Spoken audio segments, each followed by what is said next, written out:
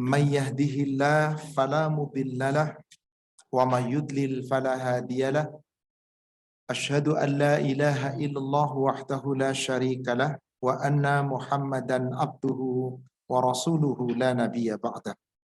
Allahumma salli wa sallim wa barik ala Muhammadin wa ala alihi wa ashabihi ajma'in wa man tabi'ahum bi ihsan ila yaumiddin, amma ba'd. Ya ayyuhalladzina amanu taqullaha haqqa tuqatih wa la tamutunna illa wa antum muslimun. Ya ayyuhalladzina amanu taqullaha wa qulu qawlan sadida yuslih lakum a'malakum wa yaghfir lakum dhunubakum wa may yuti'illaha wa rasulahu faqad faza fawzan 'azima. Ma'asyiral muslimin wal muslimat rahimani wa rahimakumullah. Alhamdulillah, pada siang hari ini kembali Allah memperjumpakan kita di majelis yang mulia ini. Insyaallah kita melanjutkan kajian kita di kitab At-Tadhkirah jilid 1, dan kita masih pada bab tentang pertanyaan yaumil hisab. Subbab yang akan kita kaji adalah di halaman 567 tentang pengumpulan binatang. Apakah binatang juga akan dihisab? Tentu ibu jamaah sekalian dan yang bapak yang semoga dirahmati Allah, dalam hal ini kita tawakuf terhadap ayat-ayat Al-Quran, terhadap Al-Hadis. Nggak perlu kita berpikir dengan akal kita. Masa sih binatang dikumpulkan? Lalu ngapain kalau dihisab? Untuk apa? Kan binatang tidak ada amal baik, tidak ada amal buruk. Binatang berbuat sesuai insting atas ketetapan Allah. Kalau binatang juga dihisab, gimana binatang yang memperkosa binatang lain misalkan? Ada nggak Bu binatang memperkosa binatang lain? Ada. Gimana binatang yang menggauli anaknya, yang menggauli ibunya? Bukankah betapa banyak? Dalam hal ini, jangan kita bertanya tentang itu. Karena yang terpenting kita meyakini sebuah ayat Al-Quran, kita meyakini sebuah hadis. Jika Allah katakan binatang dikumpulkan, ya sudah, dikumpulkan. Mau diapain oleh Allah sepanjang tidak ada keterangan yang hak, nggak perlu kita yakini, nggak perlu kita tolak. Sekedar cerita nggak masalah. Maka kata Rasulullah, apabila ada kisah-kisah Israiliyat dari Bani Israel, kamu dengar nggak apa-apa. Jangan kamu yakini, jangan kamu tolak, didengar aja. Tapi jangan kamu sampaikan jika tidak tahu kebenarannya. Yang berhak untuk disampaikan adalah firman Allah, Al-Quran, sabda Rasulullah, Al-Hadis, itulah yang harus kita sampaikan. Dan itulah yang wajib kita imani, karena kebenaran yang datang dari Allah pasti hak. Al-haqqu min rabbikum. Fala takunanna minal mumtarin. Untuk itu, kita akan membahas tentang pengumpulan binatang ini tentu berdasarkan dalil-dalil yang sahih insya Allah. Salawat serta salam semoga terlimpahkan, tercurahkan kepada Nabi kita Rasulullah Muhammad sallallahu alaihi wasallam. Semoga tercurah kepada seluruh keluarga, sahabat dan seluruh pengikutnya hingga yaumil akhir.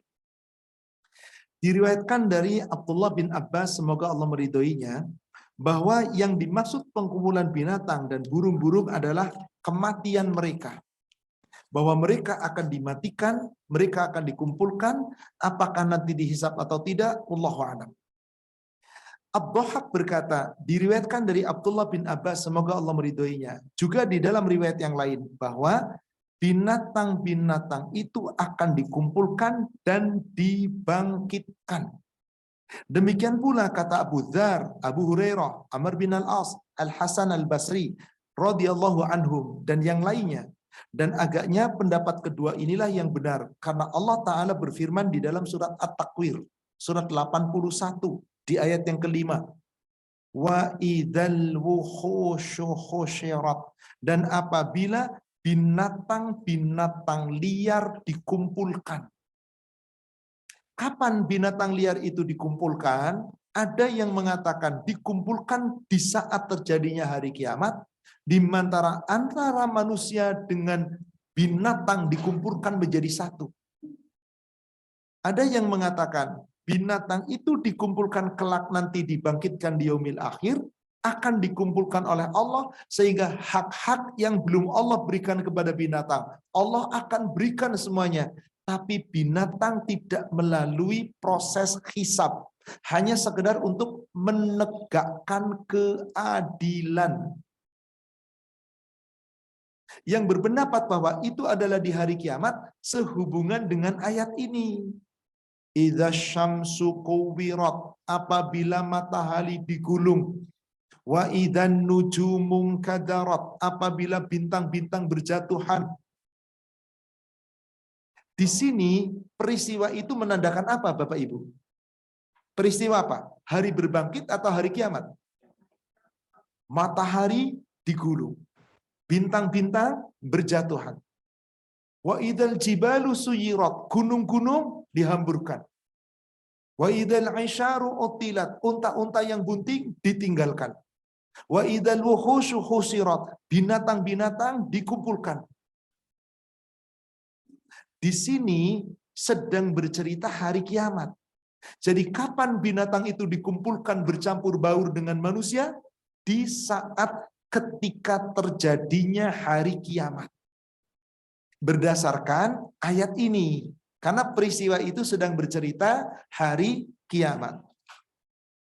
Dan juga firman Allah Subhanahu wa taala di surat Al-An'am di penggalan ayat ke-38. Summa ila rabbikum.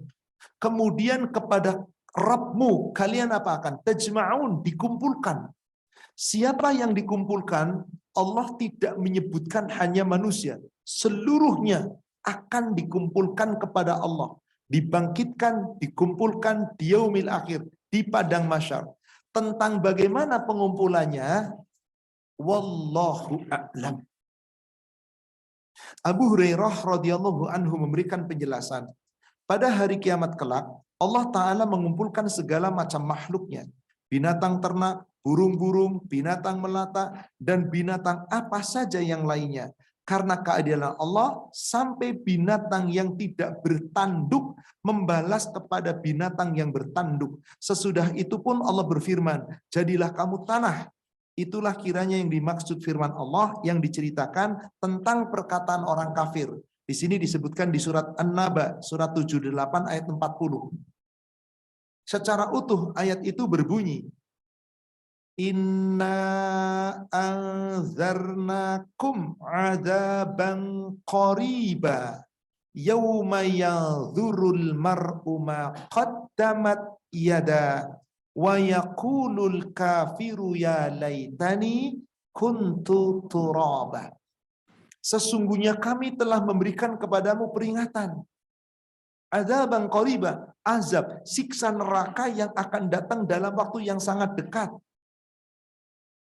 Di mana nanti pada hari itu yauma yadhurul mar'u ma qaddamat yada, manusia akan dibangkitkan dan manusia akan melihat semua apa yang telah diperbuat oleh kedua tangannya. Sehingga penyesalan yang paling dalam dari orang kafir adalah yaqulul kafir, orang-orang kafir berkata, ya laitani kuntu turaba. Aduhai, alangkah baiknya seandainya aku dahulu menjadi tanah saja. Segala sesuatu dari tanah akan kembali kepada tanah, tetapi manusia dibangkitkan dalam bentuk utuh, sementara binatang dibangkitkan, hak-hak binatang dikembalikan, dimusnahkan kembali oleh Allah menjadi tanah. Maka binatang tidak ada pertanggungjawaban di hadapan Allah. Bu, singa makanannya apa, Bu? Daging. Dagingnya dari mana? Membunuh apa enggak? Membunuhnya itu jahat banget apa enggak? Wong kadang-kadang binatang lagi lahiran, Bu. Lagi sakit-sakit diterkam, anaknya diambil, induknya diterkam. Itu jahat apa enggak? Kira-kira singa itu jahat karena ini ketetapan Allah. Kalau gitu singa salah enggak? Dihisap apa enggak? Enggak. Karena tidak salah, itulah makanannya singa. Artinya perbuatan singa itu terjadi bukan kemauan singa, tapi ini terjadi karena atas izin.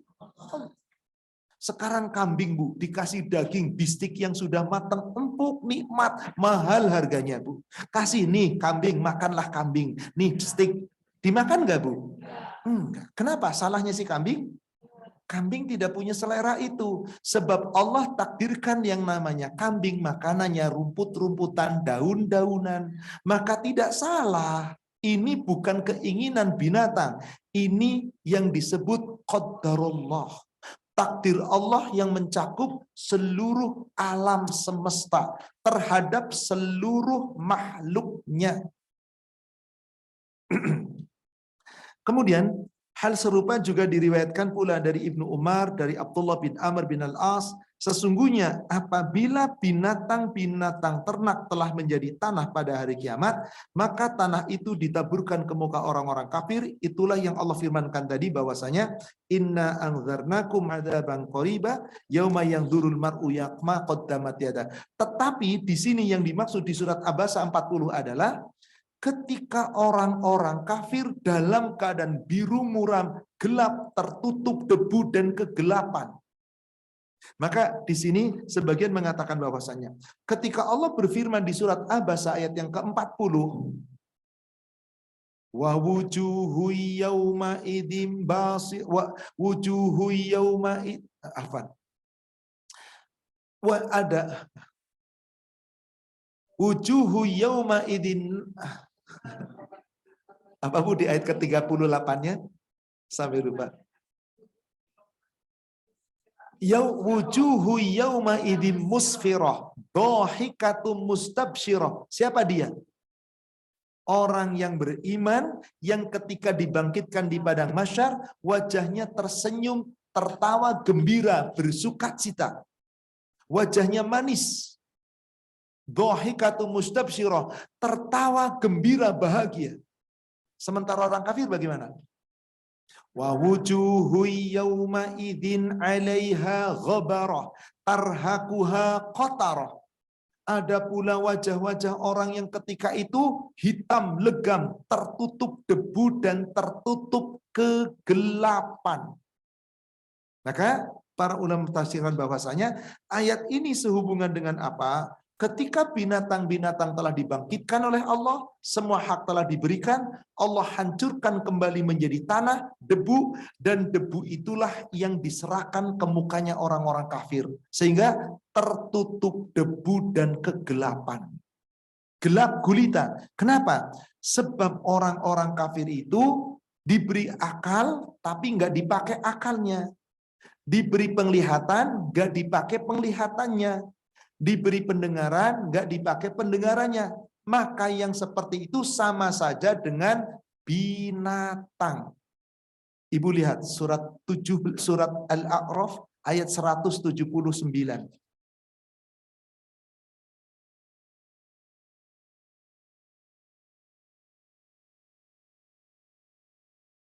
Walaqad dzara'na li jahannam katsirin minal jin wal ins. Dan sungguh Allah telah mengumpulkan isi neraka jahanam. Kebanyakan penghuni neraka jahanam itu adalah manusia dan jin. Ayat 179. Lahum qulub, mereka memiliki hati. La yafqahuna biha. Hatinya tidak dipakai memahami ayat-ayat Allah. Walahum a'yun, mereka punya mata. La yubsiruna biha. Matanya tidak dipakai melihat tanda-tanda kebesaran Allah. Ayat Allah, aturan Allah, ketetapan Allah. Walahum azan, mereka punya telinga. La yasma'una biha. Enggak dipakai untuk mendengar ayat-ayat Allah. Maka manusia yang diberikan akal pikiran, diberikan hati nurani, diberikan penglihatan, pendengaran, nggak dipakai untuk tunduk kepada Allah. Siapa mereka itu, Ibu? Ulaika kal an'am. Sama saja mereka seperti binatang ternak. Balhum abol, bahkan lebih hina, bahkan lebih sesat dari binatang ternak. Binatang ternak nggak punya pikiran karena dikasih otak tapi nggak dikasih akal pikiran. Binatang dikasih mata tapi tidak dikasih penglihatan, maka nggak bisa membedakan mana salah mana benar, mana hak mana batil, mana halal mana haram. Binatang punya hati tapi nggak dikasih hati nurani, maka tidak bisa membedakan mana yang salah, mana yang hak, mana yang halal, mana yang haram. Kalau manusia perangkat itu sempurna, tetapi nggak dipakai, itulah orang yang lebih sesat dari binatang ternak. Wa ulaika humul ghafilun. Itu orang yang lengah. Siapa di antaranya? Orang-orang kafir. Maka tadi tanah berasal debu dari binatang yang Allah hancurkan, diserahkan ke muka orang-orang kafir, maka wajah mereka ketika itu tertutup debu dan kegelapan. Sementara orang beriman tadi gimana Bu wajahnya Bu? Tersenyum berseri-seri. Kenapa orang beriman tersenyum dan berseri-seri? Karena kelak di yaumil akhir akan memandang wajah Allah. Surat 75 ayat 21 sampai ayat 24. Wujuhu yawma idin nadhirah. Wajah-wajah orang-orang yang beriman pada hari itu tersenyum bahagia. Ila rabbiha nadhirah. Memandang wajah Rabbnya. Jadi setiap orang yang beriman, yang di dunia taat, yang menggunakan hati nuraninya dengan baik, insya Allah mereka akan tersenyum gembira memandang Allah di yaumil akhir. Sekarang orang kafir gimana Bu? Wa wujuhu yawma idin basirah tadhunnu ayyuf'ala biha faqirah. Wajah-wajah orang kafir saat itu biru muram, legam, hitam, tertutup kegelapan. Kenapa? Karena mereka yakin itulah saatnya kelak mereka akan ditimpa faqirah, kesengsaraan, kesusahan, penderitaan yang terus menerus. Wallahu a'lam. Kita lanjutkan. Maka tadi sudah kita sebutkan pula surat Al-An'am di bagian ujung daripada ayat, summa ila rabbihim yuhsyarun. Kemudian kepada Rabb mereka akan dihimpun. Yang dimaksud ialah pengumpulan orang-orang kafir, bahwasanya mereka akan dihimpun dalam keadaan hitam, dalam keadaan tertutup debu dan kegelapan, dalam keadaan wajah biru dan muram. Dan bahwa potongan ayat sebelumnya yaitu di sini disebutkan di ayat ke-38 dari surat Al-An'amnya. Wa ma min dabatin fil ardi wala ta'irin, tidaklah ada binatang ternak yang ada di muka bumi, yakni binatang yang melata yang bergerak, juga tidak ada burung yang terbang yatiru bijanahaihi, yaitu dengan kedua sayapnya, illa umamun amsalukum, mereka itu sama saja umat-umat seperti kamu. Jadi binatang dengan manusia sama enggak Bu? Sama seperti apa? Sama apa? Makhluk. Abdullah, hambanya Allah, ciptaan Allah, sama umat seperti kita. Ma farratna fil kitab bin syai', tidaklah kami alfakan sesuatu pun di dalam kitab. Artinya apa? Semua dalam pengawasan Allah. Karena memang semua makhluk itu adalah ciptaan Allah, maka yang sujud kepada Allah siapa Bu? Hanya manusia atau seluruh makhluk? Binatang sujud nggak? Binatang sujud nggak? Enggak. Tanam-tanaman sujud nggak? Coba surat 22 ayat 18.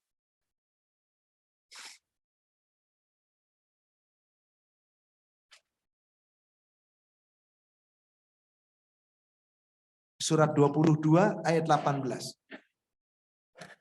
Alam taro, tidakkah kamu memperhatikan?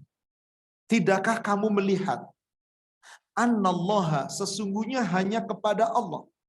Yasjudulahu, semuanya sujud hanya kepadanya. Mereka semua sujud hanya kepadanya.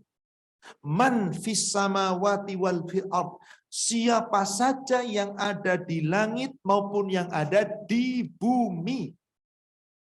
Asyamsu, apa Bu? Asyamsu itu apa Bu? Matahari sujud nggak Bu? Pernah Ibu lihat matahari sujud? Oh enggak, lah tadi katanya sujud. Asyamsu, matahari sujud. Apa sih yang dimaksud sujud di sini? Tunduk. Tiap hari matahari terbit dari mana Bu? Timur. Terbenam di mana Bu? Bersinar atau enggak? Pernah matahari malas bersinar? Seterusnya, itu sujud, tunduk kepada aturan Allah, tidak pernah membangkang.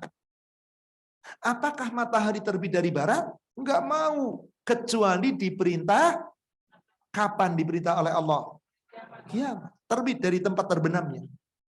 Selama itu tidak, maka asyamsu, matahari sujud, wal qamaru, bulan sujud, wan nujumu, bintang-bintang sujud, wasyajaru, semua pohon-pohon sujud, waddawabu, binatang-binatang yang bergerak, yang melata sujud, wa katsirim minan nas, dan banyak manusia yang sujud. Kalau banyak manusia sujud, berarti ada nggak manusia nggak sujud? Ada. Apakah manusia yang sujud sudah pasti dapat nikmat surga, atau ada pula yang sujud tapi pasti dapat azab? Ada nggak orang sujud tapi dapat azab? Ada? Kata siapa, Bu? Coba lihat ayatnya. Kan tadi di ujung ayatnya apa? Dan banyak manusia sujud. Wa katsirin haqqa 'alaihil azab. Di antara banyak manusia yang sujud, banyak pula manusia yang sudah dipastikan, ditetapkan haqqa 'alaih, hak pasti atasnya al-azab, siksa. Mari kita berpikir. Yang namanya orang sujud berarti sholat, kan? Karena salah satu gerakan wajib dalam sholat adalah orang sholat harusnya selamat nggak? Kenapa ada orang sujud sudah dipastikan dapat azab? Sebab dia sujud di dalam sholat hanya gerakan, tapi tidak memaknai sujud. Sujud di dalam sholat dengan gerakan, tapi di luar sholat nggak sujud. Takbir di dalam sholat, Allahu Akbar, mengagungkan Allah, tapi di luar sholat takabur. Tahmid di dalam sholat, memuji Allah, di luar sholat gila pujian. Kalau nyumbang nggak dipuji, ngambek. Ada nggak yang begitu, Bu? Ada. Dia menyucikan Allah di dalam sholat, subhanallah, di luar sana sok suci. Ngaku salah nggak pernah, yang ada ngakunya benar, padahal salah. Orang yang seperti itu, meskipun sujud, belum tentu dapat surga. Maka kata-kata, yang sholat aja belum tentu masuk surga, benar apa enggak? Lah kalau yang sholat aja belum tentu masuk surga, gimana yang enggak sholat? Ya kan harusnya. Tapi mereka mengatakan, gue biar nggak sholat nggak apa-apa. Yang penting orangnya baik. Yang sholat saja sudah pasti ada yang mendapat azab. Wa katsirin min haqqa 'alaihil adab. Banyak yang sujud tetapi sudah ditetapkan mendapatkan azab. Maka orang yang sujud tapi tetap diazab, berarti orang ini mulia atau hina? Kalau Allah sudah hinakan, ada yang bisa memuliakan? Wa may yuhinillah fama lahu min mukrim. Kalau Allah sudah menghinakan seseorang, adakah yang bisa memuliakan? Tidak ada. Berarti kemuliaan seorang hamba adalah atas usaha hamba itu sendiri, agar kelak dibangkitkan di padang mahsyar, mereka menjadi hamba-hamba yang mulia. Wallahu a'lam. Adapun hadis di atas tadi yang kita uraikan bahwasanya maksudnya sekedar memberikan perumpamaan tentang betapa dahsyatnya soal hisab. Sampai binatang saja dibangkitkan, dikembalikan hak-hak yang dulu belum pernah diberikan, tetapi mereka tidak dihisab seperti kita dihisab. Disebutkan di sini dalam sebuah hadis, sehingga kambing yang tidak bertanduk akan membalas kambing yang bertanduk, menuntut kepada Allah, ya Allah, aku tidak diberi tanduk, maka Allah pun akan berikan tanduk. Dan batu membalas kepada benda-benda yang pernah menaikinya, dan batang kayu membalas benda-benda yang pernah menggoresnya. Ibu, ini kira-kira ghaib atau nyata? Ghaib. Kita lihat nggak kejadiannya nanti? Wallahu a'lam. Tapi wajib diyakini sami'na wa ta'na, titik, nggak perlu kita berpikir. Kan benda mati batu. Kan kayu benda mati. Kalau binatang oke, masih benda hidup. Apakah mentang-mentang batu benda mati kemudian tidak takut sama Allah? Takut nggak sama Allah? Coba lihat. Manusia punya hati nurani, kadang-kadang nggak takut sama Allah. Batu yang tidak punya hati nurani, benda mati, benda padat, takut sama Allah. Al-Baqarah 74. Surat 2 ayat 74. Summa qasat qulubukum mim ba'di dzalika fahiya kal hijarati au asyaddu qaswah. Ayat ini mengisahkan tentang durhakanya Bani Israel, kaumnya Nabi Musa, yang sudah diberi nikmat oleh Allah, dilebihkan kebaikannya dari umat yang lain, tapi tidak bersyukur, selalu ingkar, bahkan diberikan oleh Allah kenikmatan, tapi tidak pernah mengakui kenikmatan itu, sampai-sampai hati mereka kemudian mati menjadi keras, seperti batu. Summa qasat qulubukum min ba'di dzalik fahiyal kahijarah. Seakan-akan kerasnya hati manusia itu seperti batu, au asyaddu qaswah, atau lebih keras dari batu. Ini kira-kira Bapak Ibu sebuah kata kiasan atau sebuah kata yang sesuai dengan bendawi, bahwa betul-betul benda. Kiasan atau makna letterlah? Kiasan atau sesuai keadaan? Kiasan. Coba ibu lihat hati ibu itu kalau dipegang lebih keras mana dengan batu? Kenapa Allah katakan lebih keras dari batu? Nah, maka alasannya di lanjutan ayatnya tuh. Fa inna minal hijarati lama yatafajjaru minhul anhar. Padahal di antara batu yang paling keras sekalipun, itu ada yang di antara batu bisa mengalirkan air. Padahal batu keras loh, bisa dialirkan air. Wa inna minha lama yahruju minhul ma. Ada pula di antara batu, meskipun tidak sampai mengalir sungai-sungai, tapi bisa mengalir dari sela-selanya air. Ada bu, batu keras tapi dari sela-sela tetap mengalir air. Wa inna minha, dan di antara batu itu pula ada yang apa bu? Subhanallah. Apa yang tadi di situ? Jatuh berkeping-keping karena apa? Min khasyatillah. Takut kepada, sekarang saya tanya, batu benda mati? Bisa mendengar? Bisa bergerak? Kenapa takut sama Allah? Kenapa takut sama Allah? Subhanallah. Gunung itu kan kalau dilihat berapa besarnya batu gunung bu? Yang ketika meletus itu berapa triliun kubik batu yang dihamburkan? Yang tadinya berupa lahar. Itu takut sama Allah. Berarti benda mati ciptaan Allah semuanya makhluk sama. Semuanya tunduk sama Allah. Tadi gunung-gunung sujud. Lah gunung kan terdiri dari batu-batuan. Pohon-pohonan sujud itu kan kayu, benda mati. Binatang jelas hidup, manusia apalagi. Makanya ketika semua dibangkitkan, termasuk binatang dibangkitkan, kemudian bagi Allah membangkitkan binatang, mudah atau mudah sekali? Mudah. Yang tadinya tidak ada jadi ada, mampu, gampang, mudah. Apalagi yang ada, pernah dihancurkan di muka bumi, kemudian dibangkitkan kembali, bagi Allah itu sangat mudah. Sebagai kita, mana sebagaimana kita ibu, kita mati hancur nggak nanti dikubur? Jadi tanah, bangkit lagi apa enggak? Mudah enggak bagi Allah? Tapi ada orang tidak percaya. Makanya Allah turunkan surat Al-Qiyamah. Surat 75. La uqasimu biyaumil qiyamah.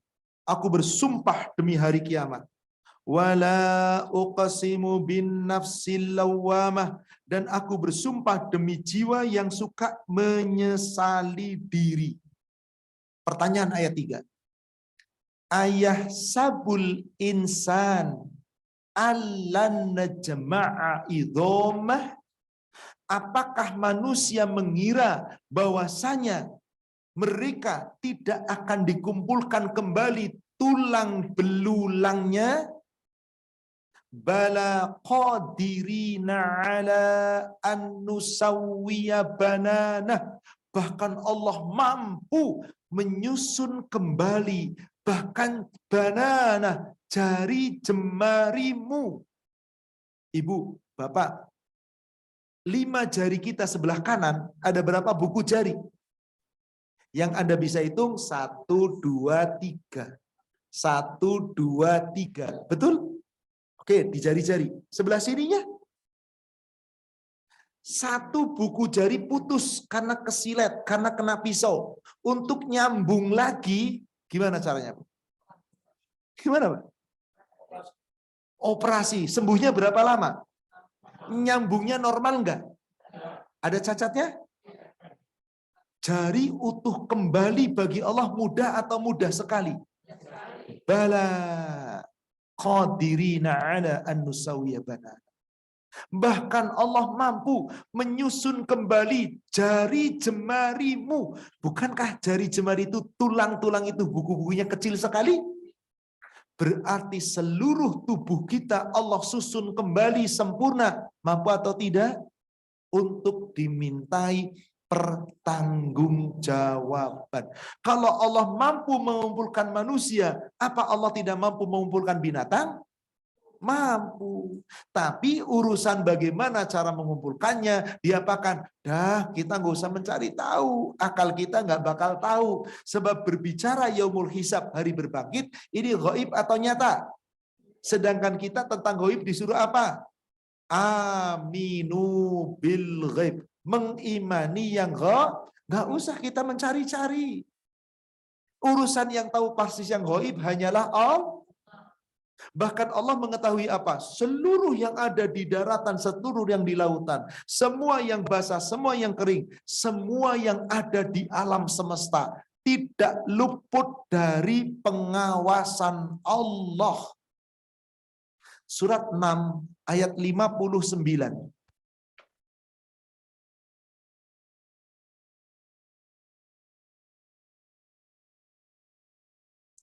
Allah Subhanahu wa taala berfirman, wa 'indahu mafatihul ghaib la ya'lamuha illa hu. Dialah Allah. Hanya di sisinya yang mengetahui segala perbendaharaan yang gaib. La ya'lamuha illahu. Tidak ada yang mengetahui yang gaib itu kecuali hanya apa yang Allah ketahui, Bu? Ya'lamu ma fil barri wal bahr. Allah mengetahui semua yang ada di daratan, Allah mengetahui semua yang ada di lautan. Ibu yang ada di daratan, Ibu tahu semua enggak? Ibu punya rumah segede gini, yang Ibu tahu yang di depan Ibu. Yang Bapak tahu yang di depan Bapak, yang di sebelah kiri kanan, yang di belakang. Kalau Allah di daratan dimanapun, padahal berapa luas daratan? Berjuta-juta, bertriliun-triliun kilometer persegi.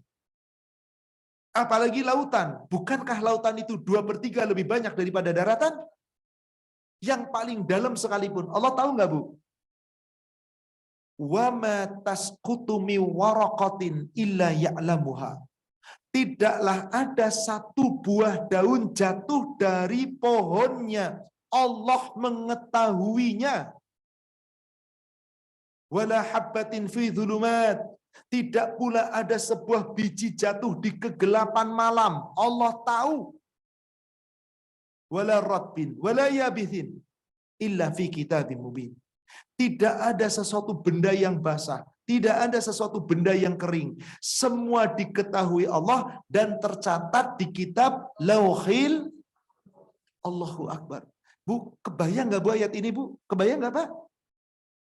Betapa dahsyatnya ilmu Allah. Jadi segala yang sesuatu yang gaib, yang kita nggak paham, sudah sami'na wa ata'na. Jangan kita mencari-cari takwil sepanjang kita tidak tahu ilmunya. Serahkan sama Allah. Tapi Ustadz, kenapa sih mesti pakai dibahas, binatang itu dikumpulkan? Wong Allah mengatakan demikian kok. Dikumpulkan ketika di hari kiamat, dikumpulkan nanti saat di padang mahsyar. Adapun kayak apa prosesnya, bagaimana hisabnya, sudah bukan urusan kita. Yang terpenting bagi kita adalah bagaimana kita bisa dihisab dengan ringan. Sudah beres insya Allah itu. Wallahualam. Kita lanjutkan. Di sini kemudian penulis di paling ujung di bawah halaman 569 menyitir salah satu firman Allah di surat Al-Furqan, surat 25 ayat yang ke-44.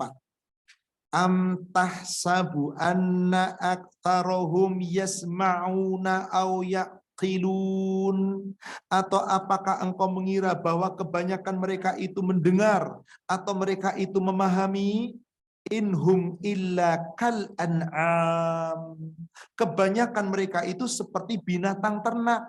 Balhum adall sabila, bahkan banyak di antara manusia lebih sesat jalannya. Sehingga apa yang terjadi? Kenapa lebih dikatakan sesat dari jada binatang ternak? Itu tadi, binatang dikasih otak tidak bisa berpikir karena nggak dikasih akal. Ada nggak Bu bedanya otak dengan akal? Ada? Ada. Otak itu bendanya. Akal itu apa Bu? Indranya. Ada nggak Bu bedanya hati dengan nurani? Ada. Hati itu apa? Bendanya. Nurani itu apa? Indranya.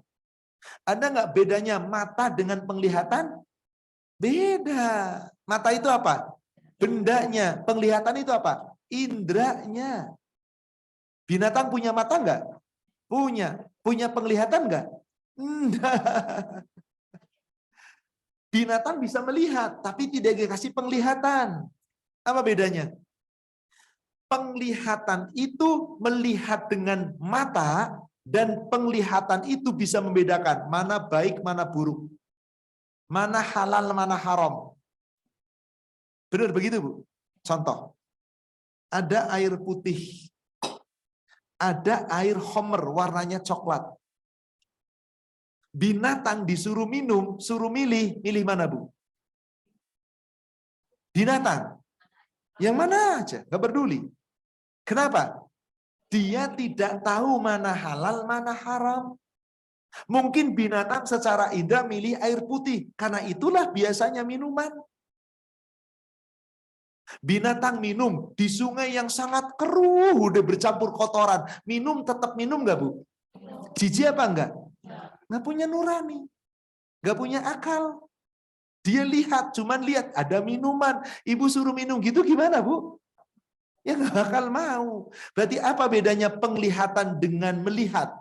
Melihat itu hanya sekedar alat melihat mata. Tapi kalau penglihatan, indera yang hanya Allah berikan kepada manusia. Binatang nggak pernah diberi. Ibu ini apa namanya? Telinga. Binatang punya nggak? Binatang bisa mendengar? Manusia bisa mendengar? Apa bedanya manusia dengan binatang? Binatang tidak dikasih pendengaran, manusia bisa dikasih. Manusia dikasih apa kalau gitu bedanya? Telinga manusia dengan binatang. Pendengaran manusia bisa membedakan mana hak, mana batil, mana perintah, mana larangan, mana aturan, mana bukan. Kalau binatang, pendengarannya fungsinya mendengar lawan jenisnya, mendengar sesamanya. Maka nggak bisa bicara dengan binatang lain, Ibu. Sudah bicaranya sesama binatang, mendengar suara. Tangisan anaknya, kucing meong-meong, berarti anaknya lagi lapar, dicamperin. Seperti itulah binatang yang diberi pendengaran, penglihatan, dan hati nurani hanya manusia. Coba Ibu buka. Surat 16 ayat 78.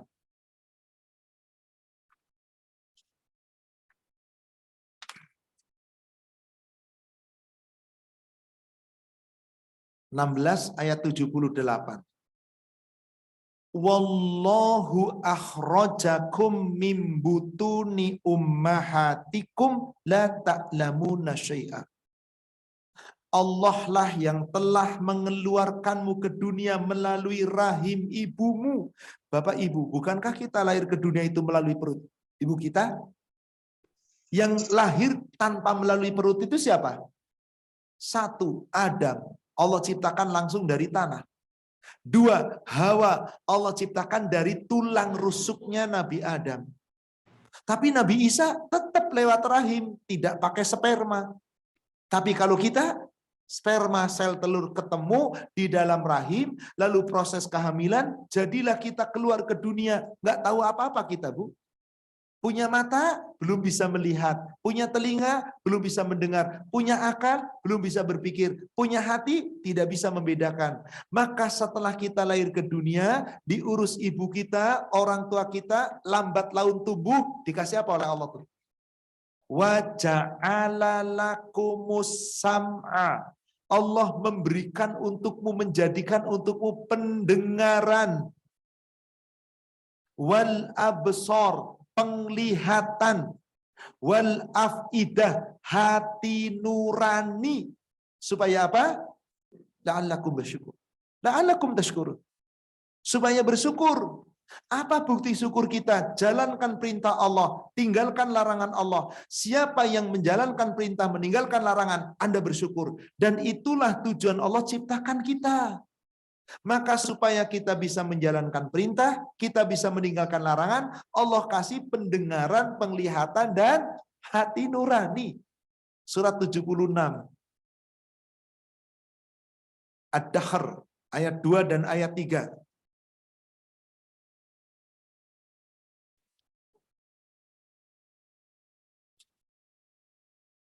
Inna khalaqnal insan min nutfatin amsyaj.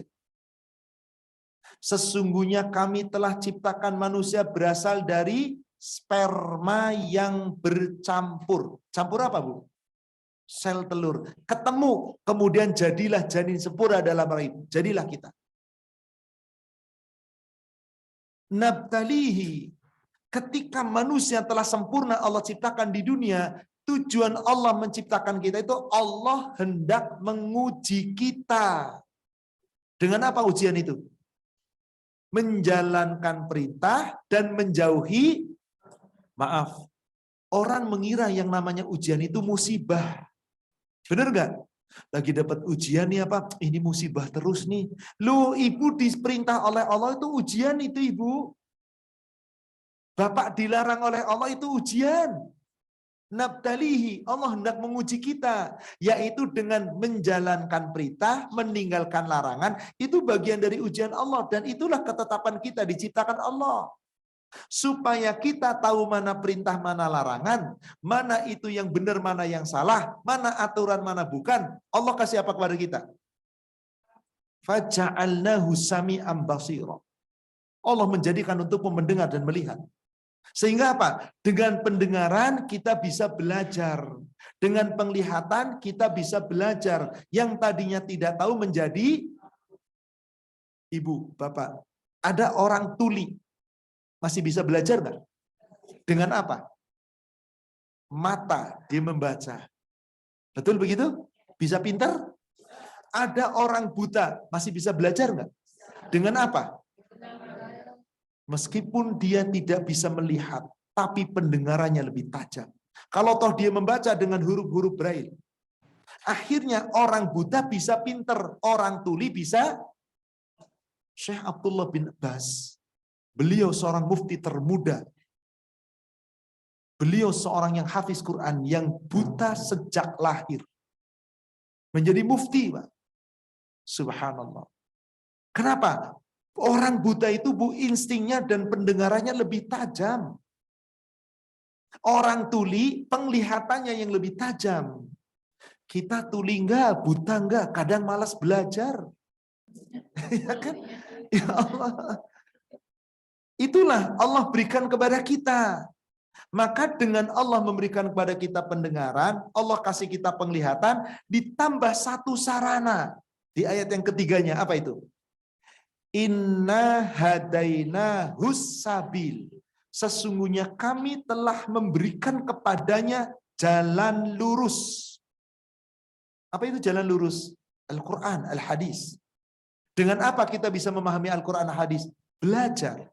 Mata kita melihat, telinga kita mendengar, hati nurani kita meyakini, akal pikiran kita yang kemudian berpikir, Lalu Allah kasih jalan lurus, pasti jalannya benar. Karena Allah hanya ngasih jalan yang lurus satu. Apa kata Allah di ujung ayatnya? Imma syakiran wa imma kafura. Ada yang bersyukur, ada yang kira-kira kita masuk yang mana Bapak Ibu? Yang bersyukur insya Allah. Yang bersyukur insya Allah. Cuman yang bersyukur itu kira-kira lebih banyak atau lebih sedikit? Kata siapa? Coba buka surat 32 ayat yang ke-9.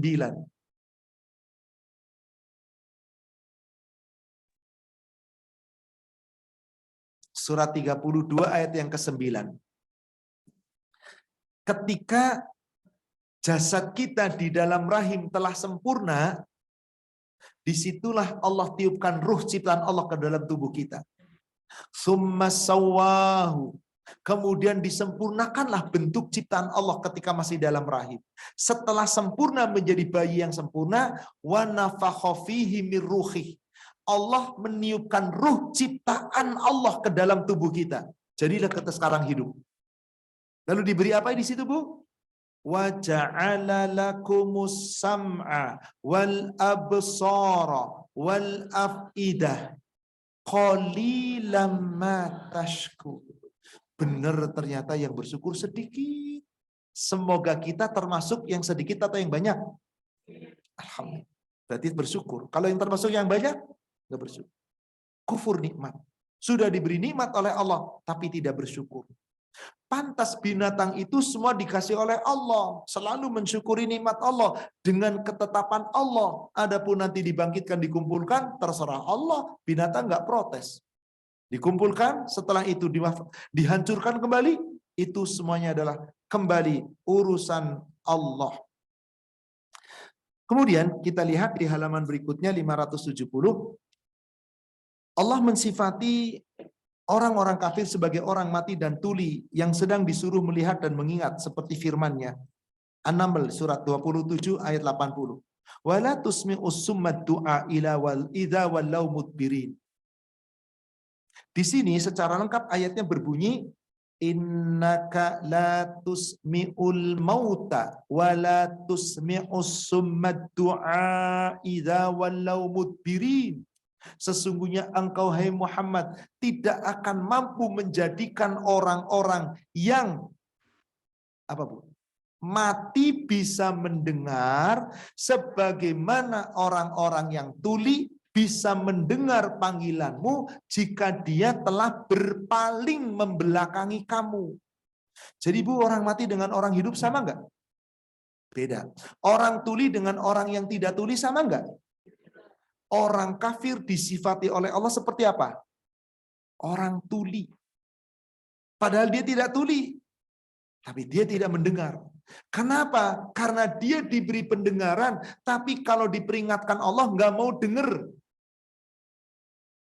Ibu, ketika anak ibu diperingatkan, padahal dengar, tapi nggak nurut, ibu ngomong apa? Ngomong apa?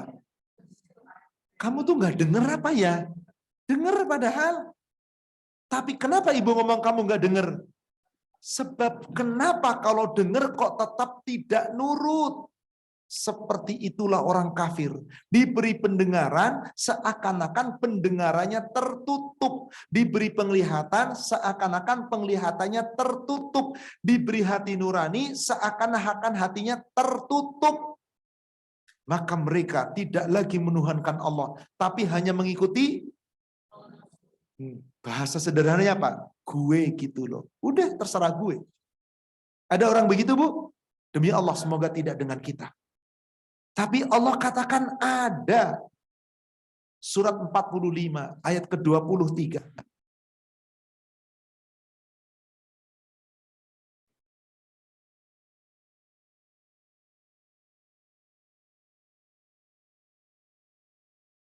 Allah Subhanahu wa taala berfirman,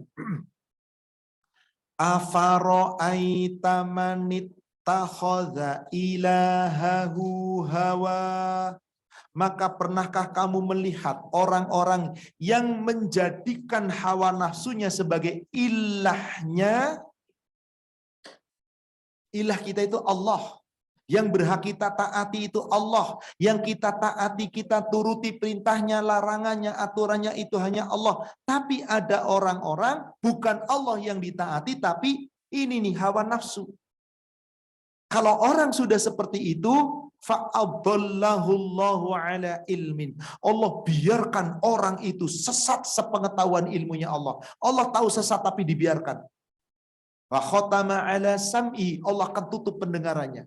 Wa qalbihi, Allah akan tutup hatinya. Wa ja'ala ala basarihi ghishawah. Allah akan jadikan seakan-akan di hadapan pandangannya ada penghalang yang menutup. Jadi kayak orang buta, kayak orang tuli, kayak orang mati hatinya. Kalau orang seperti itu, Ibu, ada yang bisa memberi hidayah? Maka apa pertanyaan ujung ayatnya? Famayyahdihi min ba'dillah afala tadzakkarun. Maka adakah yang bisa memberikan petunjuk ketika Allah telah membiarkan orang itu sesat? Apakah kamu tidak mau menggunakan pelajaran, menjadikan peringatan? Apa tidak dijadikan sebagai pelajaran?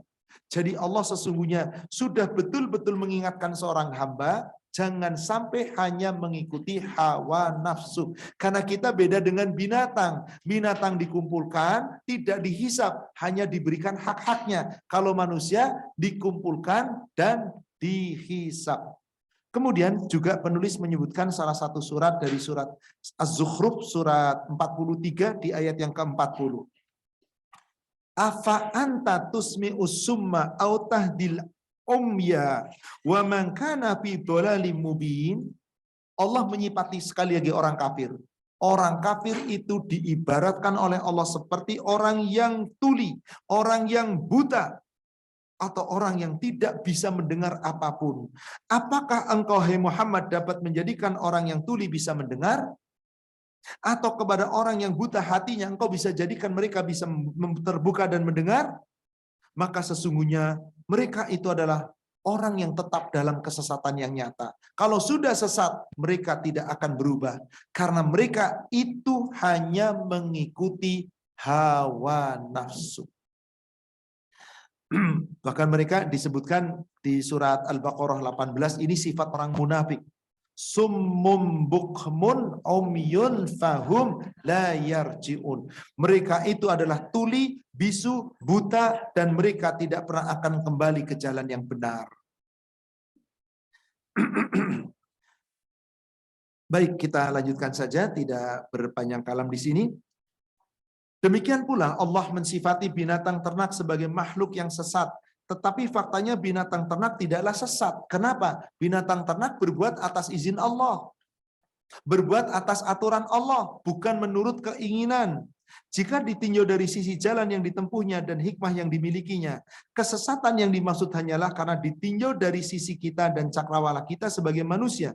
Ya, bagaimana mungkin binatang akan sesat, dikatakan sesat, padahal Allah tegas-tegas memfirmankan, yusharun, mereka akan dikumpulkan.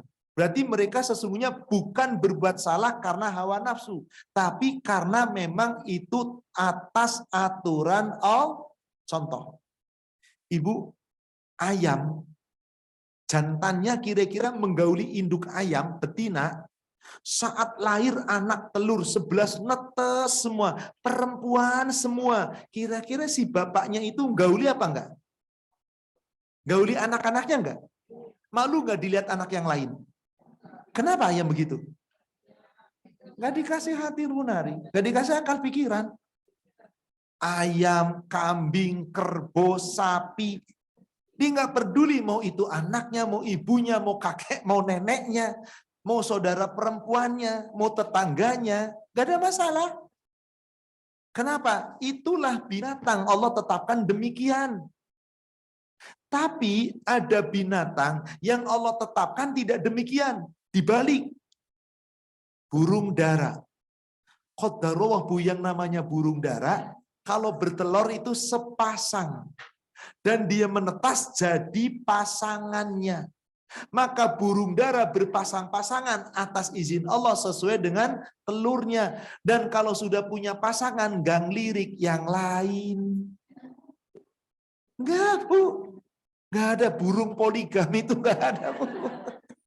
Kecuali manusia yang ngumpul-ngumpulin ya Bu ya. Binatang burung dara mati betinanya, lalu yang ini mati jantannya, jantan betina dari telur yang berbeda, dikumpulin terus, lama-lama jadi, karena faktor manusia. Kalau enggak. Coba binatang dara itu Bu.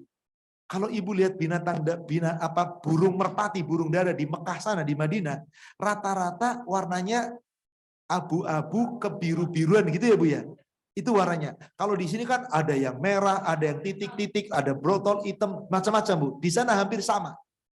Ukurannya sama, warnanya sama, bentuk mukanya sama, ini paruhnya sama, serba sama. Betul Bu? Ratusan bahkan ribuan pasang. Ketuker nggak pasangannya Bu? Ya Bu ya. Padahal sama persis tuh wajahnya Bu. Manusia rumahnya beda, wajahnya beda. Kok ketuker ya Bu ya? Ini ketukar atau nuker kalau manusia ya? Berarti manusia sudah ngikutin hawa nafsu. Makanya ada pertanggungjawaban. Kalau binatang tidak ada. Hanya dikumpulkan, Allah berikan hak-haknya, kemudian dimusnahkan setelah itu. Maka sesungguhnya, demi Rabbmu, kami akan mengumpulkan mereka sebanyak-banyaknya dan menghisap mereka dengan hisap yang ringan. Dan sekiranya Al-Quran itu bukan dari sisi Allah, niscaya mereka mendapatkan banyak perselisihan di dalamnya. Maka karena ini adalah firman Allah, dijelaskan oleh Rasulullah SAW, maka cukuplah terhadap ini jawaban kita cuma satu. Sami'na wa ata'na. Kita lanjutkan sedikit lagi Ibu.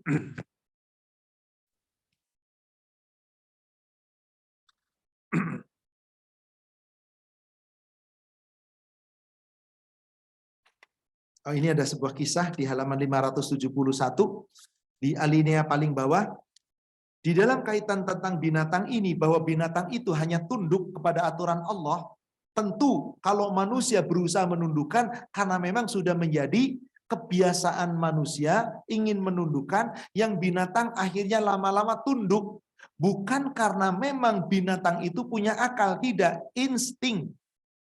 Ibu, pada hakikatnya harimau binatang liar bukan? Binatang buas bukan? Bisa nggak dipelihara manusia? Bisa nggak jadi nggak buas? Kenapa? Dilatih oleh manusia dan makanannya tiap hari dicukupi. Binatang buas kalau makanannya sudah cukup, jadi buas apa enggak? Enggak, Bu. Udah. Kenyang ya sudah. Sehari, 2 hari, sampai sepekan nggak makan nggak apa-apa. Beda dengan manusia. Itulah, maka di sini diceritakan. Di dalam kaitan ini, Rasulullah SAW pernah bersabda ketika memegang seekor onta yang suka menggigit. Kira-kira onta suka menggigit ada alasannya nggak Bu? Onta jantan yang lagi birahi, lalu dipisahin dari betinanya, itu galak onta itu. Onta betina yang baru punya anak, kalau anaknya dideketin, galak. Kayak seperti soang, ayam. Kan begitu Ibu? Berarti apakah salahnya onta atau salahnya manusia? Manusia. Kalau tidak didekati nggak ada masalah. Apa yang terjadi? Saat itu onta tersebut melarikan diri dan mogok di sebuah kebun Bani Najjar. Di waktu itu orang-orang tidak mampu mengambilnya dan menangkapnya. Sehingga Rasulullah SAW datang kepada binatang itu. Maaf, kadang-kadang lagi kurban ada sapi ngamuk, lepas. Gitu ya Bu ya? Siapa yang bisa menundukkan sapi itu? Enggak, tukang sapi. Atas izin, kenapa tukang sapi bisa nundukkan? Udah biasa, tahu caranya gimana nundukin sapi. Coba kita, tali tunggang langgang, nggak bakal berani. Ada ular, kira-kira kalau kita gimana Bu? Ularnya di sana, ular segede gini, udah kaburnya kemana tahu. Tapi orang yang biasa dengan ular, dideketi, dielus. Karena sudah tahu ilmunya. Nah, di sini Rasul nggak tahu ilmunya, Bu. Tetapi Rasul diperintah oleh Allah dan binatang itu diperintah oleh Allah. Nggak ada orang yang bisa menaklukkan. Rasul mendekati unta tersebut, mengambilnya, dan kemudian apa yang terjadi? Ketika beliau berjalan kepadanya, binatang itu melihat beliau, maka ia menderum di hadapan beliau. Langsung duduk, Bu. Atas izin, bukan sakti Rasulullah. Enggak. Bukan hebat, tidak, atas izin Allah. Makhluk pun tunduk kepada Rasul. Batu pernah bicara dengan Rasul. Bulan atas izin Allah dibelah oleh Allah dan sebagai mukjizat Rasulullah SAW. Berarti bukan karena Rasul yang hebat, tapi semua karena atas izin Allah. Kemudian setelah unta itu menderum, maksudnya duduk, bersimpuh, berjalanlah ia dengan menempelkan bibirnya di atas tanah di hadapan beliau. Seakan-akan apa? Menyesali diri atas perbuatannya. Seakan-akan seperti itu, dengan sikap merendahkan diri dan tunduk. Maka Rasul bersabda, ambilkan tali kendali. Setelah beliau mengikatnya kendali binatang itu, beliau melihat orang-orang tercengang. Maka beliau memutar kepalanya ke arah mereka seraya bersabda, tidakkah kamu sekalian tercengang? Atau kata lain yang serupa adalah, sesungguhnya tidak ada sesuatu pun antara langit dan bumi, melainkan mengetahui bahwa aku adalah Rasulullah, kecuali jin dan manusia yang durhaka. Jadi ini salah satu mujizat Rasul. Binatang galak di hadapan Rasul tunduk. Nggak pakai macam-macam, nggak pakai mantra-mantra, nggak pakai aji-aji apapun. Cukup dengan keagungan Allah. Baca nama Allah, tunduk seketika. Dan di dalam kitab-kitab sahih juga diriwayatkan secara sabit, yaitu tentang Nabi SAW ketika beliau bersabda, tidak seekor binatang pun melainkan ia menajamkan telinganya pada hari Jumat menunggu datangnya hari kiamat. Karena tidaklah akan datang hari kiamat kecuali datang pada hari Jumat. Dan sabda Rasulullah SAW, tidak seorang pun yang mendengar panjangnya suara muadzin, baik jin dan manusia, pohon, tanah dan apa saja, melainkan akan memberikan kesaksian baginya pada hari kiamat. Artinya si muadzin itu yang suaranya menyungkankan, mengumandangkan seruan Allah, maka mereka orang yang mulia di hadapan Allah. Karena mereka tiap hari memanggil orang untuk mendekat kepada Allah. Maka semua yang mendengar muadzin akan bersaksi di hadapan Allah bahwa muadzin benar-benar telah menyerukan panggilan Allah. Hadis ini telah diriwayatkan oleh Malik dalam Muwatta dan Ibnu Majah dalam kitab Sunannya. Lafaz hadis ini menurut Ibnu Majah dari Abu Sa'id Al-Khudri, semoga Allah meridhoinya. Sementara itu di atas telah disebutkan pula bahwa suara mayit dalam kuburnya didengar oleh segala makhluk kecuali manusia. Dalam riwayat lain kecuali jin dan manusia. Ini pernah kita bahas bab tentang siksa kubur di pertemuan yang telah lalu. Intinya di sini Ibu, Bapak sama sekalian, bahwa tidak ada yang tidak mungkin bagi Allah. Segala sesuatu bagi Allah itu mudah. Ketika segala sesuatu memuji Allah, bagi Allah mudah, dan memang itulah ketetapan Allah. Seperti yang Allah firmankan dalam beberapa ayat di sini, Al-Isra 44, dan tidak ada satupun melainkan bertasbih memuji nama Allah. Demikian pula Ar-Ra'd ayat 15, hanya kepada Allah lah bersujud patuh segala apa yang ada di langit dan apa yang ada di bumi, baik dengan kemauan sendiri atau terpaksa, dan bersujud pula bayang-bayang mereka di waktu pagi hari. Demikian pula sudah kita bacakan tadi Al-Hajj surat 22 ayat 18. Apakah kamu tidak mengetahui bahwa kepada Allah bersujud segala apa yang ada di langit dan di bumi? Matahari, bulan, bintang-bintang, gunung-gunung, pohon-pohon, binatang-binatang melata, semuanya sujud kepada Allah. Di sini tanda bahwasanya makhluk itu hanya tunduk kepada Allah. Apapun makhluk itu, dari langit, dari bumi, gunung, bintang, bulan, semua sujud kepada Allah. Bagi kita yang terpenting adalah sujudlah dengan benar. Insya Allah, jika kita sujud dengan benar, semoga Allah akan meringankan hisab kita, Allah akan membalas kebaikan-kebaikan kita, Allah mengampuni dosa-dosa kita, dan semoga Allah Subhanahu wa Ta'ala kelak memasukkan kita ke dalam surganya. Amin ya rabbal alamin. Kita langsung sedikit lagi karena tinggal 2 subbab di sini. Pahala puasa dalam hisab. Kok tiba-tiba dari pengumpulan binatang hisab tiba-tiba disebutkan pahala puasa? Baik, begini Ibu. Ketika Rasul bersabda di dalam hadis riwayat Imam Bukhari Muslim, kullu amal ibni Adam lahu illa siyam as-sawmu li wa ana ajibi. Semua amal-amal anak Adam itu untuknya, kecuali puasa. Puasa itu untukku. Aku yang akan memberikan balasannya. Apakah yang dimaksud ini? Ada sebagian ulama yang beranggapan bahwa puasa itu dikhususkan untuk pelakunya. Pahalanya sepenuhnya hanya diberikan kepadanya, tanpa diambil sedikit pun daripadanya. Walau untuk membayar suatu penganiayaan yang dia lakukan sekalipun. Berdasarkan tadi, asyamu li wa ana azibi. Puasa itu untukku, aku yang akan langsung membalasnya. Akan tetapi, hadis-hadis lain dalam bab ini membantah anggapan tersebut. Karena hak-hak bisa diambil dari amal apa saja, baik itu puasa atau yang lainnya. Jadi kalau ada yang mengatakan, kalau ada orang puasa, pahala puasanya pasti sempurna, nggak akan diambil oleh Allah untuk menutup dosa-dosanya, ini tidak benar. Lalu apa yang dimaksud puasa itu aku yang akan membalas? Sebab puasa seorang hamba itu yang bisa menilai apakah puasanya itu benar atau tidak hanya Allah. Maaf, ada orang kelihatan puasa, lapar dan haus.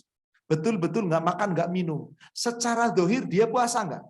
Tapi nanti dilihat Allah. Lisannya puasa nggak? Akal pikirannya puasa nggak? Hati nuraninya puasa apa nggak?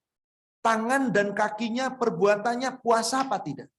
Karena puasa bukan sekedar melahan lapar dan itulah yang dimaksud untukku. Maka Rasulullah SAW bersabda dalam hadis riwayat Imam Bukhari dari Abu Hurairah, "Man lam yada' qawla zur wal amala bihi wal jahl, falaysa lillahi hajatun ayyada fi ayyada ta'amahu wa syarabahu." Barang siapa yang dia berpuasa, nggak makan, nggak minum, berarti meninggalkan lapar dan haus, tapi mulutnya tidak meninggalkan kata-kata dusta. Perbuatannya perbuatan yang bodoh, tingkah lakunya tingkah laku yang jahil. Allah tidak memiliki kepentingan terhadap orang yang tidak meninggalkan yang orang yang meninggalkan makan dan minum. Nggak makan, nggak minum, Allah nggak nilai. Berarti apa Bu maksudnya? Nggak dinilai puasanya jika orang itu hanya sekedar menahan lapar dan haus. Berarti puasa itu betul-betul lillah karena Allah, bukan puasa tidak makan, tidak minum. Tapi menjaga pandangan, menjaga lisan, menjaga perbuatan tangan, menjaga langkah kaki, menjaga isi hati, menjaga pikiran, yang semuanya itu dipadu menjadi satu. Tetapi apabila ada orang mendapat pahala puasa, lalu dia berbuat dosa kepada orang lain, bisa nggak pahala puasanya diambil oleh Allah? Bisa. Bukankah Allah telah menyampaikan melalui Rasulnya, orang yang muflis, yang bangkrut? Pernah ibu, bapak mendengar orang yang bangkrut? Siapa itu orang yang bangkrut? Ketika Rasul bertanya, Mahual muflis, siapakah orang yang bangkrut itu? Tadruna man muflis, tahukah kamu siapa orang yang bangkrut? Sahabat jawabnya apa? Al-muflis fina, orang yang bangkrut di antara kami, mala dinar, wala dirham, wala mata. Orang yang bangkrut di antara kami menurut saya ya Rasulullah, orang yang nggak punya harta, nggak punya dinar, nggak punya dirham, nggak punya apa-apa. Itu mah bangkrut dunia. Maka Rasul mengatakan apa? Al-muflis min ummati. Yang dimaksud bangkrut adalah bangkrut dari umatku, umat Islam. Nanti ke akhirat dia membawa pahala apa? Pahala sholat dibawa, pahala zakat dibawa, pahala puasa dibawa, pahala haji, pahala sedekah dibawa, pahala kebaikan. Tapi apa yang terjadi? Wa qad satama hada wa qadafa hada wa akala mala hada wa daraba hada wa qatala hada. Orang ini pernah mencela orang lain, pernah menghina orang lain, pernah mengambil harta orang lain, pernah menyakiti orang lain, memukul orang lain, membunuh orang lain. Maka apa yang terjadi? Pahala amal kebaikannya bisa dari pahala puasa, pahala sholat, dan yang lainnya diambil oleh Allah, diserahkan kepada orang yang dulu di dunia disakiti. Kalau pahalanya itu habis, tapi dosa habluminanasnya masih ada, dosa orang yang pernah terdolimi diambil, dibebankan kepada orang yang berbuat dolim. Maka orang itu pahalanya habis, yang ada tinggal dosa-dosa. Apa namanya? Bangkrut. Bangkrut di yaumil. Jadi pahala puasa pun sama, Ibu. Akan dihisap, akan diperhitungkan, dan Allah perlakukan sama. Apabila dia punya kedoliman sesama manusia, maka tetap orang itu akan diambil pahala kebaikannya dari segala pahala apapun, dan dosa-dosa orang yang pernah didolimi, jika pahala kebaikan itu nggak cukup, diambil, dibebankan kepada orang yang telah berbuat zalim. Inilah yang dimaksud tentang pahala puasa dikaitkan dengan hisab. Bahwasanya hisabnya puasa dengan pahala-pahala yang lain sama, akan diperhitungkan oleh Allah terhadap kebaikan dan keburukan yang bersangkutan. Terakhir di sini, pembalasan atas menganiaya kafir zimmi. Ibu bapak tahu apa itu kafir zimmi? Orang kafir non-muslim itu ada 3. Kafir yang non-muslim, berarti yang tidak pernah mengucapkan 2 kalimat, ada 3. 1, kafir harbi, yaitu orang kafir yang memerangi Islam, memusuhi Islam, yang senantiasa menyakiti, mendolimi, dan menyerang Islam. Namanya kafir harbi. Orang kafir ini halal darahnya. Boleh diperangi, boleh dibunuh di dalam peperangan, karena dia memusuhi Islam dan memerangi Islam. Yang kedua dan ketiga, ini orang kafir yang haram darahnya, nggak boleh disakiti, nggak boleh didolimi. 1, kafir zimmi. Yang 1 lagi, kafir mu'ahad. Apa itu kafir zimmi? Orang kafir yang berada di dalam perlindungan dari suatu negara karena suaka atau karena sedang berkunjung. Contoh kafir zimmi itu begini. Kita tinggal di Jakarta, di Indonesia. Ada orang Israel, kafir Yahudi, berkunjung ke Indonesia, mau piknik ke Bali, katakanlah ke Jakarta, katakanlah ke Lombok, lalu mendarat di Jakarta.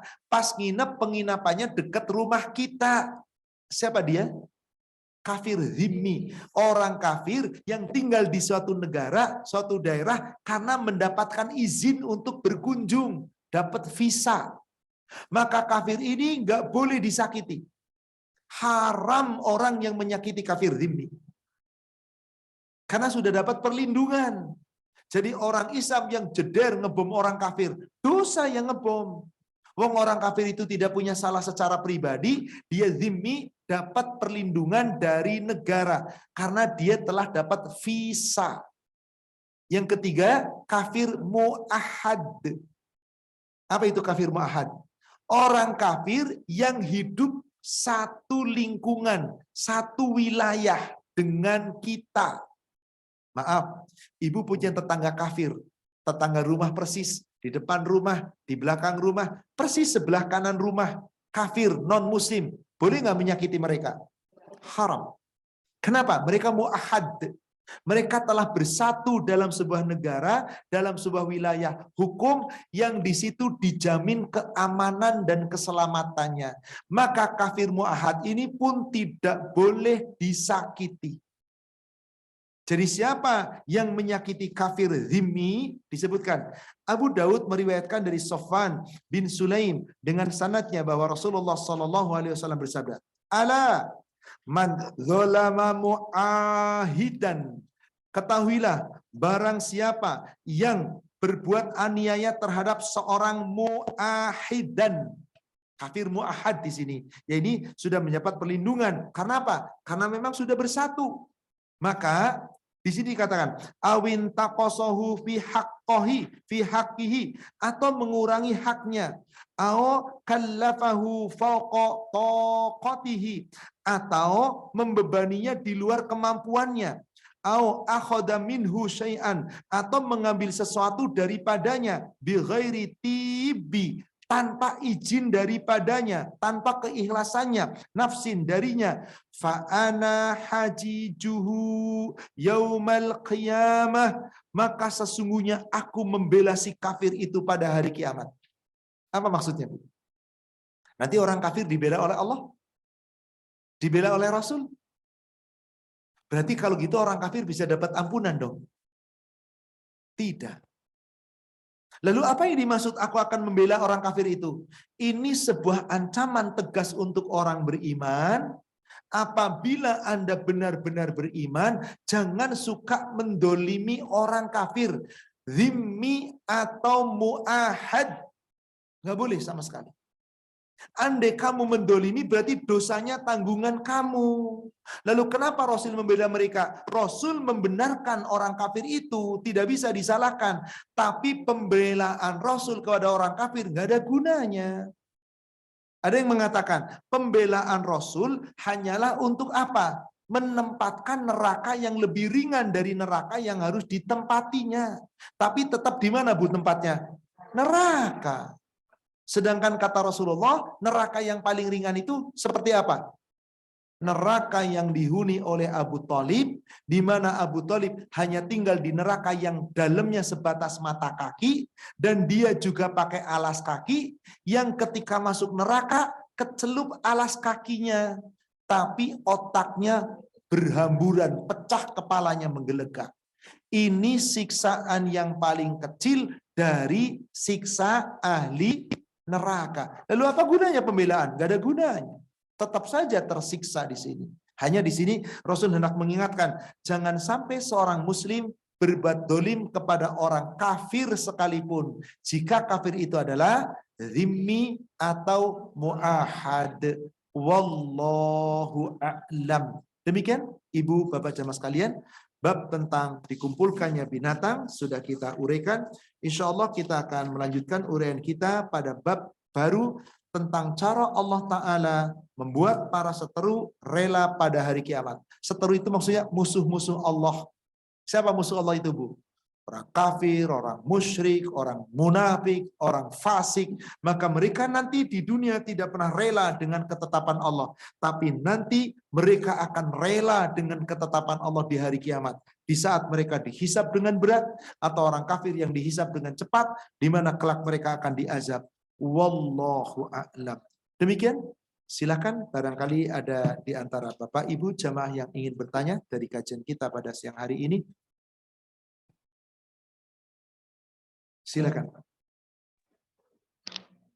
Assalamualaikum warahmatullahi wabarakatuh. Waalaikumsalam warahmatullahi wabarakatuh. Terkait dengan binatang, Ustaz, apakah ada hadis yang menyatakan bahwa Rasulullah itu menyayangi kucing, sehingga kalau kita membeli kucing tidak termasuk melaksanakan yang kedua, Abu Hurairah dinamakan Bapak. Terima kasih. Wassalamualaikum. Rasul bukan hanya menyayangi kucing, Rasul sayang semua binatang, Pak. Terutama binatang yang paling disayang Rasul, binatang tunggangan. Ontanya Rasul sampai dikasih nama Khaswah. Keledainya Rasul dikasih nama Ufair. Tanda sayang. Orang nggak sayang binatang nggak bakal ngasih nama tuh Pak. Apakah Rasul menyayangi kucing? Sayang dalam arti kata apa? Ngasih makan kucing. Tetapi konotasi menyayangi kucing zaman sekarang beda atau beda banget? Dielus-elus, tidur bareng, dipeluk, diajak ke salon, dikeramasin, dikasih pakaian. Ini lebay, Pak. Berlebihan. Apakah menyayangi binatang seperti itu dapat pahala? Allah alam, saya tidak tahu. Urusan Allah.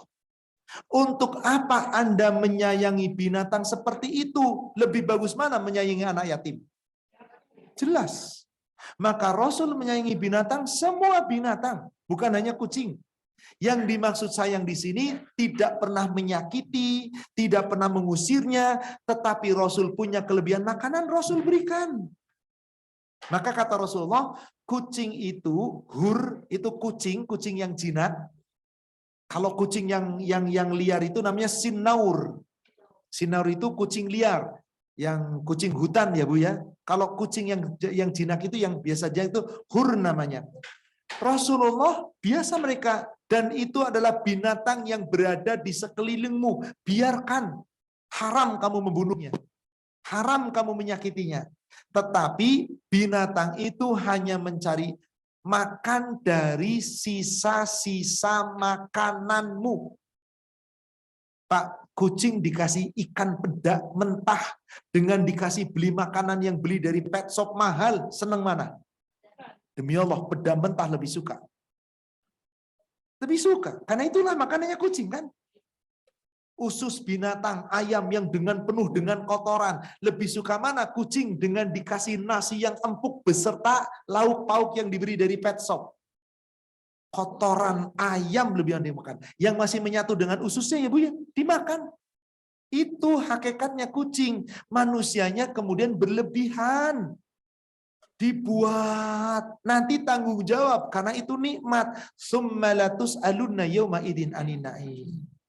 Kemudian, kenapa Abu Hurairah disebut bapaknya kucing? Ya, Hurairah itu kucing. Hurairah itu adalah jamaknya kucing. Bapaknya kucing. Abu Hurairah itu sayang sekali dengan kucing. Biasa ngumpulin kucing, dikasih makan, tapi nggak pernah dipeluk, dielus-elus, tidur bareng nggak Pak? Wong Abu Hurairah nggak punya rumah. Tinggalnya aja di halaman masjid, di emperan masjid. Termasuk Al-Sufah yang sangat miskin. Sampai wafatnya Abu Hurairah, jomblo Pak. Nggak ada yang menikah dengan Abu Hurairah Pak. Tapi beliau orang pertama yang paling banyak hafal hadis. Orang yang menghafal Al-Quran. Orang yang mulia di sisi Allah. Inilah dia. Maka kenapa digelari Abu Hurairah? Sebab Abu Hurairah itu senang dengan kucing, suka ngasih makan kucing, ngumpulin kucing, tidak menyia-nyiakan kucing. Bukan Abu Hurairah cinta kucing, lalu kucingnya dielus-elus, dipelihara, dikekepin. Enggak ya Pak ya? Dibebaskan. Dilepas. Itulah sejarahnya. Kenapa beliau diberi Abu Hurairah, bapaknya kucing. Wallahu a'lam. Demikian. Silakan. Waalaikumsalam warahmatullahi.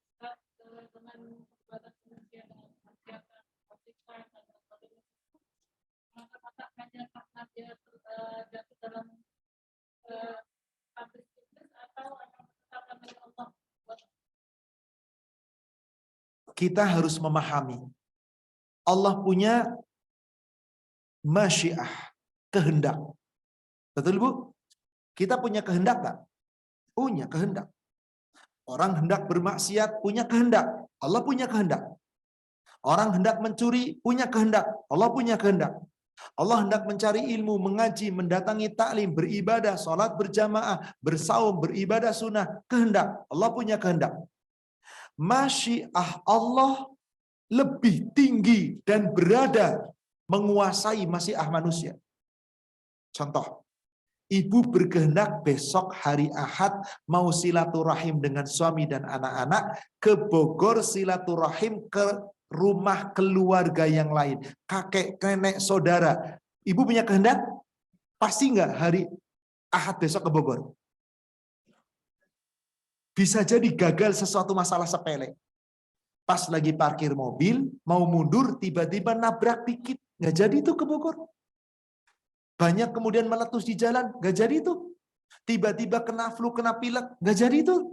Artinya apa? Manusia punya kehendak, Allah punya kehendak. Tapi kehendak Allah menguasai kehendak manusia. Nah, ada kehendak manusia yang Allah ridho, ada kehendak manusia yang Allah nggak ridho. Mana kehendak Allah? Kehendak manusia yang Allah ridho. Ketika manusia berkehendak, yang kehendak itu sesuai dengan aturan Allah. Mau taat, mau ibadah, mau nyari ilmu, mau bersedekah, mau berbuat baik, berarti dia mentaati Allah, kehendaknya cocok dengan kehendak Allah. Maka Allah ridho. Tapi manusia dilarang. Jangan mencuri, jangan berzina, jangan memukul, jangan menghibah, jangan mencela, jangan mendolimi orang lain. Dilarang nggak oleh Allah? Manusianya secara hawa nafsu, nggak apa-apa, dosa-dosa saya, lu ikut campur. Kadang ada yang begitu kan? Atau tidak ngomong begitu, dia tahu salah, dia tahu dosa, tapi dia berbuat. Berarti dia menjalankan kehendak manusia yang perbuatan itu nggak cocok dengan kehendak Allah. Maka akan berbuah pertanyaan. Dia mencuri kehendaknya, akhirnya dia berbuat, Allah pun berkehendak, atas kehendak, tapi Allah nggak ridho. Apakah orang mencuri itu sudah bagian dari takdir? Itu pertanyaan Ibu tadi. Ini takdir bukan Ustaz? Apa ini takdir? Takdir. Allah sudah takdirkan dia mencuri. Tapi dia mencuri karena mengikuti hawa nafsu. Maka setiap kehendak manusia yang menyalahi kehendak Allah, ada yang namanya hudud. Apa itu? Hukuman. Hukuman fisik. Kata Allah, jangan nyuri. Orang tetap nyuri. Diapain? Potong tangan. Jangan zina, tetap zina, diapain? Cambuk 100 kali. Kalau sudah pernah menikah, rajam sampai mati. Jangan bersumpah palsu, jangan suka menuduh, kecuali dengan saksi. Menuduh tanpa saksi, cambuk 80 kali. Jangan minum khamr, tetap minum khamr, tangkap, cambuk 40 kali. Jangan memukul, tetap memukul, tangkap, kisos, pukul kembali. Jadi ketika manusia melaksanakan sesuatu kehendak, yang kehendak itu diperbuat tanpa Allah ridho, ada sanksi. Tapi kalau manusia berkehendak, berbuat, dan perbuatannya sesuai kehendak Allah, Allah bukan ngasih sanksi. Ngasih apa? Reward. Apa itu reward? Pahala, ampunan, rahmat, barokah, yang semuanya itu nanti Allah kumpulkan menjadi satu, berbuah menjadi nikmatnya surga. Untuk memperingkas jawaban ini, coba Ibu buka surat 40 ayat 40. Surat 40 ayat 40. Man amila sayyi'atan fala yujza illa mithlaha. Barang siapa yang beramal dengan amalan jahat. Coba, dia beramal jahat karena siapa? Kehendak dirinya. Tapi itu terjadi atas kehendak siapa? Kehendak Allah. Tapi Allah ridho enggak? Tidak. Maka dibalas sesuai kejahatannya. Sebaliknya, waman amila solihan, siapa saja yang beramal soleh, dia beramal soleh atas kehendaknya dan terjadi atas kehendak Allah, tapi Allah ridho karena amalnya amal soleh. Siapapun, min zakarin au unsa, baik laki-laki atau perempuan, wahwa mu'min, sedang mereka dalam keadaan beriman, faulaika yadkhulunal jannah, mereka itu mendapatkan reward, pahala, ampunan, rahmat, itu dikumpulkan menjadi satu, menjadi apa Bu? Tiket menuju surga, masuk surga. Yurzaquna biha bighairi hisab, mereka mendapatkan rizki di dalam surga tanpa batas. Jadi semua itu atas ketetapan Allah, semua itu atas takdir Allah, tapi Allah berikan kepada manusia masyiah, keinginan, kehendak, maka silakan manusia berkehendak. Apakah pasti terjadi? Belum tentu. Meskipun dia ingin berbuat jahat. Orang mau mencuri, pasti sukses mencuri? Boleh jadi saat mencurinya sukses, ketangkap, digebukin dia Ibu. Berarti apa? Dia sukses mencuri, tapi Allah takdirkan yang lain, Anda ketangkap dan Anda digebukin. Semua tidak mungkin terjadi kecuali atas izin Allah. Wallahu a'lam. Demikian. Baik, saya rasa cukup. Ada lagi? Cukup ya? Baik. Demikian saudaraku seiman, Bapak Ibu jemaah sekalian yang semoga dirahmati Allah. Jamaah Al-Khansa yang semoga dirahmati Allah. Kajian kita pada siang hari ini semoga membawa manfaat dan hikmah yang benar dari Allah yang disampaikan melalui Rasul-Nya. Yang salah saya yang menyampaikan yang penuh kekurangan. Kita manusia yang penuh kekhilafan. Semoga Allah memaafkan dan mengampuni dosa kita. Mari kita sama-sama akhiri dengan kafaratul majlis. Subhanaka Allahumma wa bihamdika asyhadu an la ilaha illa anta astaghfiruka wa atubu ilaik. Alhamdulillah billahi taufik. Assalamualaikum warahmatullahi wabarakatuh. Wa iya.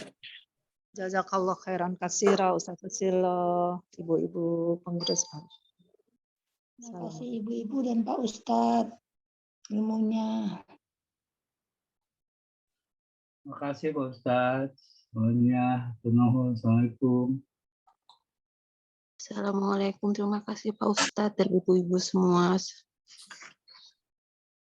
Assalamualaikum, terima kasih Pak Ustadz dan ibu-ibu semua. Assalamualaikum.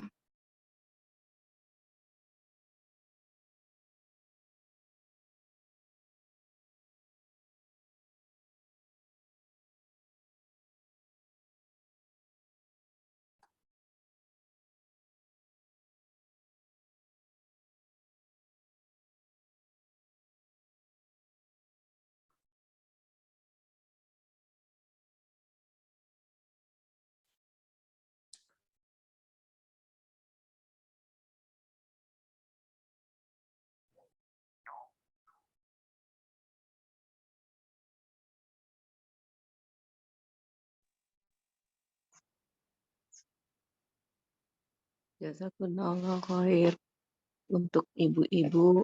Barakallahu fikum. Izin live. Assalamualaikum.